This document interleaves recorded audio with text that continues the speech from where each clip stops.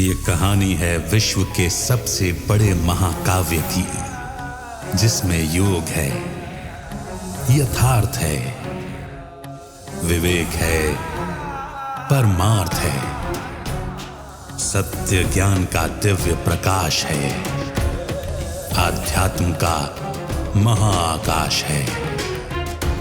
ये दर्पण है हर मन के विवाद का, दृश्य है आत्मा और परमात्मा के संवाद का, मानवता का होता है जिससे उद्धार। यही है सच्ची गीता सार, अंधकार से प्रकाश की ओर।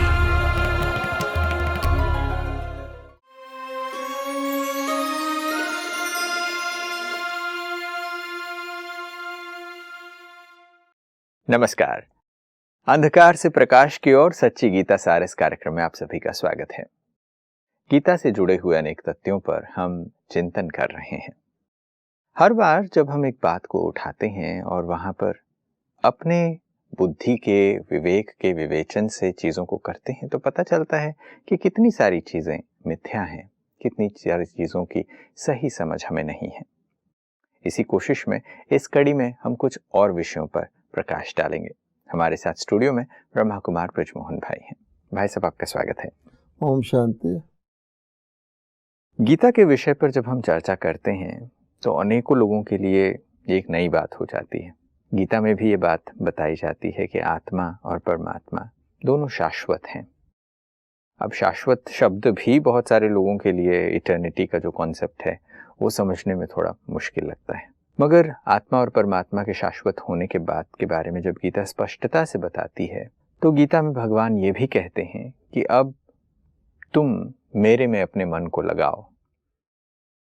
तो यहाँ पर यह प्रश्न उठता है कि परमात्मा जब कहते हैं कि मेरे में मन को लगाओ, तो वो किस स्वरूप की बात हो रही है, उनसे मन कैसे लगाया जा सकता है? देखिए, जो पहली बात है कि आत्मा और परमात्मा शाश्वत है, ये मनुष्यों के मन में नहीं आती कि चलो हो सकता है परमात्मा तो शाश्वत हो, आत्मा भी शाश्वत है। आखिर किसी ने तो रचा होगा, कभी तो रचा होगा। तो पहले तो उनको ये बात समझानी पड़ती है कि देखो, जो बात समझ में आए ना आए तो उसको अच्छी तरह समझो। मान लीजिए कोई कहे कि परमात्मा को किसी ने रचा, शाश्वत कुछ होता ही नहीं है, तो जिसने रचा, फिर प्रश्न हो जाएगा उसको किसने रचा। तो फाइनली क्या निकलेगा कि कोई तो शाश्वत है, इसलिए समझ लिया जाए कि परमात्मा ही शाश्वत है ना।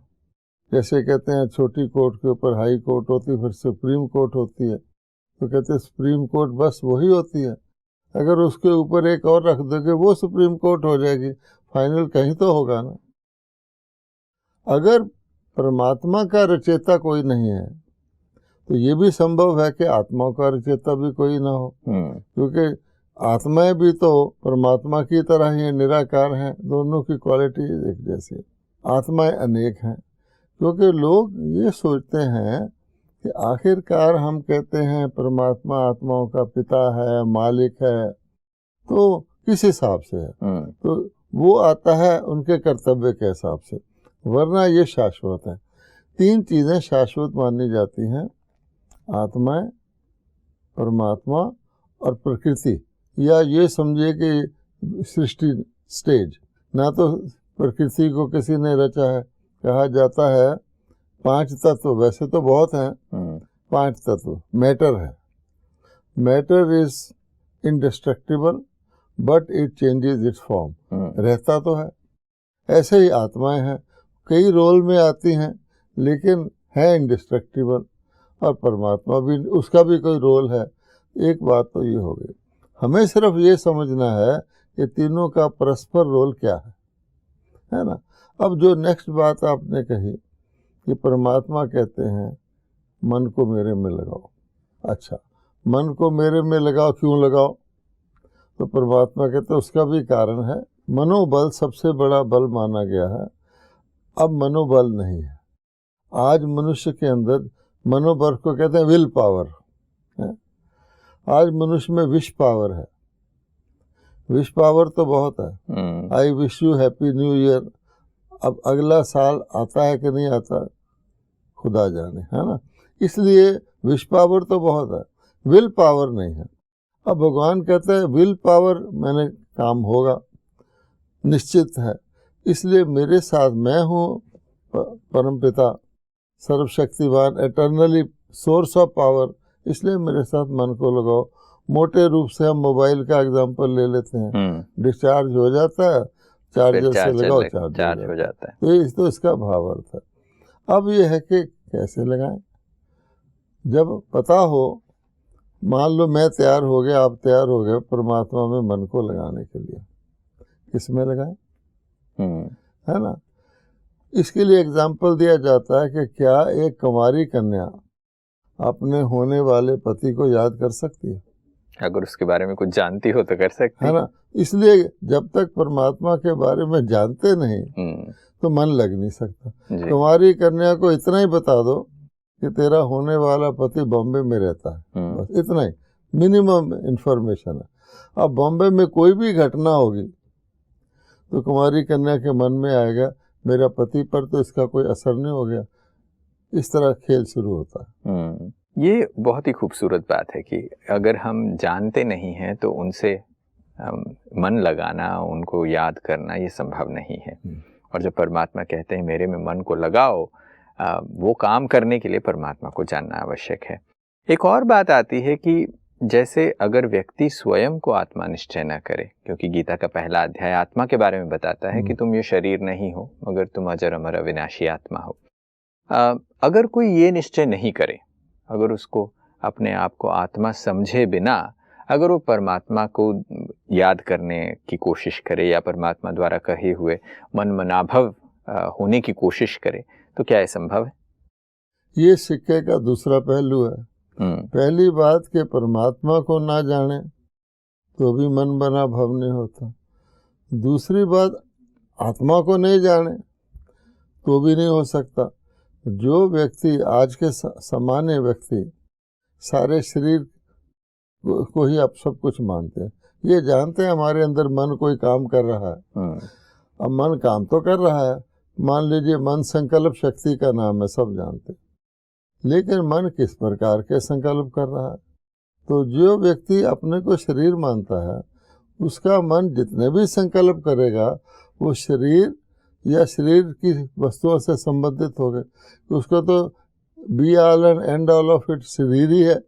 तो इसलिए वो क्या करेगा, मेरा शरीर बीमार ना हो जाए, मेरा शरीर ऐसे हो जाए, या मेरे शरीर का बेटा या मेरे शरीर का कोई संबंधी को कुछ ना हो जाए। इसी तरह मन की संकल्प करने की लिमिटेशन ही है, या मेरे शरीर की प्रॉपर्टी है उसको कुछ ना हो गया, या मेरा पद पोजीशन है, तो उसका मन शरीरधारी का केवल देह और देह से संबंधित व्यक्तियों के बारे में ही संकल्प करेगा। अब उसको आप कह दे परमात्मा को याद कर, तो परमात्मा तो दूर की बात है। इसलिए भगवान कहता है कि अपने आप को भी उस स्थिति में लाएं और मुझे भी उस तरह से समझे, मैं जो हूँ जैसा हूँ, गीता में लिखा हुआ है, तब मन मना भाव हो सकता है। मान लीजिए मैं अपने आप को तोप समझता हूँ, अब तोप का गोला तो बहुत बड़ा होता है, और कोई मुझे कहे कि भाई इसको पिस्टल में फिट कर दे, होगा? नहीं संभव होता। तो ये बात समझ में आती है कि व्यक्ति को पहले स्वयं की खुद की पहचान भी बहुत ज़रूरी है, सेल्फ रियलाइजेशन भी ज़रूरी है, और फिर उसके बाद परमात्मा को याद करने, मन मनाभव होने की बात। और भगवत गीता में दोनों का परिचय है, यानी होना चाहिए। जो सच्ची गीता है उसमें परमात्मा ने पहले आत्मा का परिचय दिया। आज के स्मारक गीता में भी वही बात है, फिर परमात्मा का परिचय दिया है। ये बात, ये जो आप अभी बात कह रहे थे कि आत्मा का परिचय दिया है और फिर परमात्मा का परिचय दिया है, फिर इसके बाद ही हम परमात्मा का जो मंत्र दिया गया है, मन मनाभव, मन को मेरे में लगाओ, वो सिद्ध हो सकता है, वो काम हो सकता है। मगर बहुत सारी जगह हम ये सुनते आए हैं कि आत्मा सो परमात्मा कहा जाता है, जब ये कहा जाता है तो फिर तब मुश्किल आ जाती है कि अब मन किस में लगाएं, क्योंकि आत्मा ही परमात्मा है। देखिए यही बात है, आत्मा का परिचय जो गीता शास्त्र मिलता है उसमें है, लेकिन आत्मा का सही परिचय नहीं है। परमात्मा का परिचय भी गीता में देने की कोशिश की गई है, वो भी नहीं है। तो अगर आप गीता को पढ़ेंगे तो उसमें कई जगह पर ऐसा आ जाता है कि आत्मा सो परमात्मा, वो किसी और भगवान ने भी कहा आत्मा सो परमात्मा, कई पहलुओं से उनकी सिमिलैरिटी है। जैसे आत्मा निराकार है, परमात्मा भी निराकार है। आत्मा शाश्वत है, परमात्मा भी शाश्वत है। देह शाश्वत नहीं है। अच्छा, आत्मा में मन बुद्धि है, परमात्मा में भी मन बुद्धि है। लेकिन एक तरह की सिमिलैरिटी होने से, जैसे कहा जाता है कि ह्यूमन बीइंग सब एक जैसे हैं, लेकिन उसके बाद उनमें डिफरेंशिएशन जो है वो गीता एक्सप्लेन नहीं कर पाई। तो उन्होंने फिर क्या कह दिया, आत्मा सो परमात्मा मीन्स दोनों एक समान ही है। फिर आगे चलो, फिर उनके बुद्धि में आता है परमात्मा तो एक है, आत्मा तो अनेक हैं, तो कैसे समानता करी जाए, आखिर आत्मा आई कहाँ से? तो वो फिर कहते हैं आत्मा परमात्मा का अंश है ना, एक समान है तो आखिर आत्मा इतनी सारी कहाँ से बनी? परमात्मा के अंश हुए होंगे, तो वो सारे अंश सिमिलर हैं। इसलिए और लक्ष्य भी यही बताते हैं कि किसी न किसी तरीके से ऐसी कोशिश करो कि अंश जाके मेन में मिल जाए। इसलिए उन्होंने लक्ष्य भी यही बता दिया, अंश बेचारा अकेला भटक रहा है तो उसमें जाके लीन हो जाएगा तो उसकी कंप्लीशन हो जाएगी। ये अनेक अनेक मान्यताएं हैं कि भाई जैसे वो बूंद सागर की है, वापस उसमें समा जाएगी, बुदबुदा वापस वहां चला जाएगा, ये इत्यादि ये मान्यताएं। और देखिए कि आत्मा जो कि सच्ची गीता का भगवान बताते हैं वो शरीर लेती है, परमात्मा शरीर नहीं लेता। अब इसको ना जानकर फिर क्या हुआ, जब कह दिया आत्मा परमात्मा एक हैं तो कई लोगों ने कहा ठीक है, तो शिवो हम कहना शुरू कर दिया कि मैं आत्मा परमात्मा एक है। अब शिव का तो शरीर होता नहीं, शिव को तो आना भी पड़ता है, तो अवतार लेता है टेम्परेरी। तो अब उससे ये निकल आया कि शिवो हम, शिवो हम शिवो तुम। अच्छा, तो सारे परमात्मा हो गए, तो फादरहुड हो गया, तो फिर आत्मा कहाँ गई? तो एक गलती करने से उसके आगे जो शुरू में तो जब दो सड़कें सेपरेट होती है तो थोड़ा फासला होता है, लगता है कि पास ही हैं, इससे उसमें जा, लेकिन जूं वो आगे चलती जाती हैं तो डिस्टेंस इतना बढ़ जाता है कि जैसे पेड़ की एक डाल और दूसरी डाल। ये है ऐसी ही एक अवधारणा जो आप अभी कह रहे थे कि शिवो हम कहने से कि मैं भी परमात्मा तुम भी परमात्मा। एक और बात आती है जो सर्वव्यापी की बात कही जाती है, ओमनी प्रेजेंस की बात आती है, और इसे हम बहुत ही एक मैं समझता हूँ एक बहुत ही बड़ी विचारधारा के रूप में, एक बहुत ही नोबल आइडिया के रूप में मानते आए हैं कि हर जगह परमात्मा विद्यमान है। अब उसकी वजह से क्या, जब हर जगह विद्यमान है तो क्या उसमें मन लगाया जा सकता है? क्योंकि ये सारी बातचीत हम मन मनाभाव के संबंध में कर रहे हैं। अच्छा, अब देखिए कि अगर सर्वव्यापी है उसके अंश हो सकते हैं? नहीं, किसी भी सर्वव्यापी चीज के टुकड़े नहीं हो सकते। नहीं हो सकते। तो इसका मतलब क्या हुआ कि आत्मा और परमात्मा का अलग अस्तित्व भी खत्म हो गया। फिर मन मनाभाव का सवाल कहाँ रहा? और फिर जिस कारण से था कि मन का मनोबल कमज़ोर हो गया है, परमात्मा कहते हैं मेरे साथ जोड़ के उसको पूरा करो, बैटरी को चार्ज करो पावर हाउस से लगाकर, वो बात भी ख़त्म हो गई क्योंकि कमज़ोर हो ही नहीं सकता। अगर सब जगह पावर हाउस ही पावर हाउस है तो फिर कमज़ोर होने का तो आत्मा परमात्मा की सेपरेशन ही नहीं रही। तो अगर सब जगह परमात्मा है तो फिर तो सब जगह क्या दिखना चाहिए? परमात्मा के जो गुण हैं वो हर जगह। कहीं सूर्य होगा तो रोशनी दिखेगी, होने चाहिए।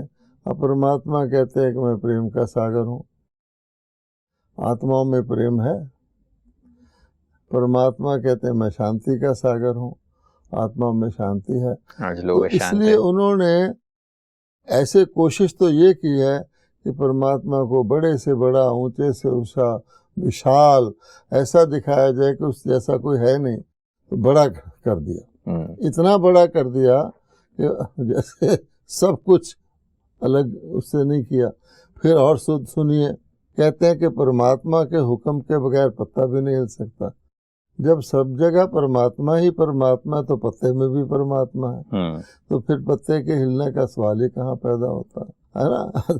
अगर परमात्मा के हुक्म के बगैर पत्ता नहीं हिल सकता, तो सब कुछ परमात्मा के हुक्म के अनुसार ही होना चाहिए। तो जो गीता की श्रीमत है, सबको नेचुरली फॉलो करनी चाहिए। फिर लोग समझ क्यों नहीं पाते? इस प्रकार से किसी चीज को बहुत एक्सपेंड किया जाए तो वास्तविकता उसकी गुम हो जाती है। अब ये प्रश्न उठता है कि गीता ये संदेश देती है कि तुम मनमनाभव हो जाओ। तब ये प्रश्न है कि मनमनाभव होने का उद्देश्य क्या है? आखिर इसका लक्ष्य क्या है? क्या इससे प्राप्ति होती है? अब देखिए, अगर सर्वव्यापी हो तो कौन किसके साथ मनमनाभव होगा, कि किस कारण से होगा, उसका उद्देश्य क्या होगा, है ना। तो परमात्मा ही परमात्मा है, तो मन भी एक हो जाएगा। एक परमात्मा का तो एक ही मन होगा। यहाँ अनेक आत्माओं के अनेक मन है। दो व्यक्तियों के अंदर भी मन में टाव होता है या मन का मिलना होता है। अब रही बात कि लक्ष्य और उद्देश्य क्या है। ये एक बहुत बड़ा लक्ष्य और उद्देश्य है। परमात्मा कहते हैं कि जब आप आत्माएं जो हैं अपनी ओरिजिनल फुल्ली चार्ज स्टेट में होती हैं, तो ये जो धरती के ऊपर आत्माओं का पाठ चलता है वो सुखदायी चलता है। जैसे सारे लोग धनवान होंगे तो गरीबी का सवाल नहीं आ सकता है ना, और ना किसी को गिला होता कि सभी धनवान हैं तो कोई मांगने की जरूरत, देने की जरूरत, लेने की जरूरत नहीं होती। यहाँ तक भी कहते हैं कि परमात्मा गरीब नवाज है। गरीब होगा तो देगा। हॉस्पिटल में भी गरीब पेशेंट की फीस माफ होती है, स्कूल में भी ऐसा ही होता है। अगर सारे धनवान हो, एक बहुत बड़ा फर्स्ट क्लास स्कूल हो, उसमें तो गरीब तो दाखिल ही नहीं करते। बिल्कुल नहीं। इस प्रकार से अगर देखा जाए तो जब आत्माएं उस स्टेट में होती हैं तो परमात्मा को याद करने की, उससे मनमनाभाव होने की ना ज़रूरत है, ना कोई सोचता है। Necessity is the mother of invention. जब आत्माएं फुल्ली चार्ज नहीं रहती तो फिर क्या होता है, फिर लेन देन का सवाल पैदा होता है ना। जिसके पास ज़्यादा है वो कम वाला उससे लेने की कोशिश करता है, कम वाला कोशिश करता है मेरे पास भी ज़्यादा हो जाए। इस प्रकार से चलता है। तो जितने भी आज की समस्याएं हैं वो इसी प्रकार से हैं, है ना। जैसे एक हेल्दी व्यक्ति होता है, उसको हॉस्पिटल जाने की ज़रूरत नहीं होती, लेकिन अगर उसके शरीर में एक भी तत्व कम हो जाए, मान लो मैग्नीशियम कम हो जाए तो जाएगा, प्रोटीन बढ़ जाए तो जाएगा। तो जब ऐसी परिस्थिति, बहुत भयानक परिस्थिति में बहुत ज़्यादा वो नाजुक स्थिति आ जाती है, तो भगवान कहते हैं उस स्थिति में मैं सबको पुनः उनकी ओरिजिनल स्टेट पर लाने के लिए मैं अवतरित होता हूँ। उसका मेथड बताता हूँ कि आत्माएं मन को मेरे में लगाएं। यह है मामला। और साइक्लिक सिस्टम में होता ही ऐसा है, कोई भी चीज़ होगी तो साइक्लिक सिस्टम में पहले एक स्थिति में होगी, तो धीरे धीरे साइकिल घूमना है, फिर दूसरी स्थिति में आ जाएगी, अंत में फिर उसको उसी स्थिति में वापस होना पड़ता है। और ये अति आवश्यक है, क्योंकि कोई चीज़ अगर शाश्वत होगी तो साइक्लिकल होगी, पक्की बात है। तो साइक्लिकल होगी तो उसमें दो पॉइंट होंगे, एक बिल्कुल ऊपर का और नीचे का, और दोनों जुड़े हुए होंगे।